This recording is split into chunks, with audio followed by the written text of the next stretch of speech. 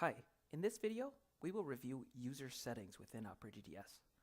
Once logged in, if you click your name at the top of the screen, which is also the Settings tab, you will see an option for user settings.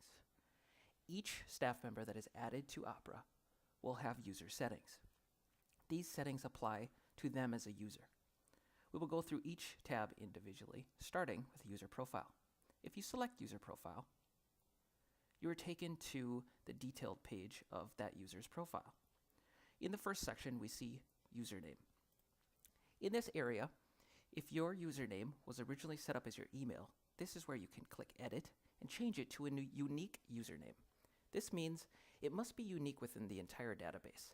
Therefore, HIPAA requirements are fulfilled. So pick a name that is unique that nobody else has. Email, your first and last name which are visible within your account. And then we get into contact details. These are great for us to follow up. So if you ever need help or assistance, how do we follow up with you? Further than that, you can also change your password in this area. By clicking Edit, you could change from your current password to your new password. And at the bottom, we have a signature. Signature is used for the email. If you ever send a secure email, this is where you can add things like a HIPAA privacy notice or anything that you think you might add to the end of an email, such as your signature. Let's go back to our settings. The next tab under User Settings is Pending Emails. This is another email feature. So if you ever send an email to a company and you're curious, I wonder if they ever opened it, this is the page that's going to tell you every email address you've ever sent something to where the recipient did not physically register and log in. So it's a great way for you to come in here, resend the invitation, or merge the companies if you have one company with multiple emails, or even delete. So if you make a mistake and sent the email to the wrong person or to the wrong email, of course you'd want to go into your email and retract that. But secondly, in here, you can remove this invitation and start fresh. Back to our settings. The third tab is PMS integrations. For the most part, most of you won't worry about this page or really take a peek at it ever. This is more for the recall side of things. So if you have any type of integration that pulls in your patient data, it's going to tell you the success rate or basically how that success of the PMS integration is going.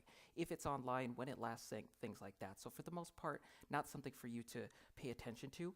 There is a feature in here that is good to know about, and that is this button right here. This icon is for a sync. So instead of waiting 30 minutes to pull in new patient data, we can actually just click this and manually trigger it right now. Go back to our settings, and the last tab is labs and referrals. Once again, an email scenario or cases, if you're using cases at all. With this here, you could see your labs and referrals, so it'll show you a list. You could filter here all the way up to 100 at a time. You could also add labs and referrals. So this is the area you could search for a company and say, do they already exist in here? Can I just add them into my list of referrals? So referral meaning someone you're going to send something to. So a colleague in dentistry. Whether it's a specialist, whether it's another dental office, you could simply just search for them. I always recommend searching by email address because some companies do have similar names that are not unique. So searching by the email address is always great. For example, with the following email, if I was to search for this, I see that Lake Minnetonka Dental shows up here. I can then click the plus sign to add them. Whereas if I search for a company that was not in the system, bigfancycompany@gmail.com, and I search for them, the system says, I've never heard of that company before. Let's invite them. So I click the Invite Lab or Referral, simply give them a name, list what they are, and click Save, and automatically they'll be sent an invitation to use OperaDDS for free with you. That is a quick review of the OperaDDS user settings. Thank you for your time, and until our next video.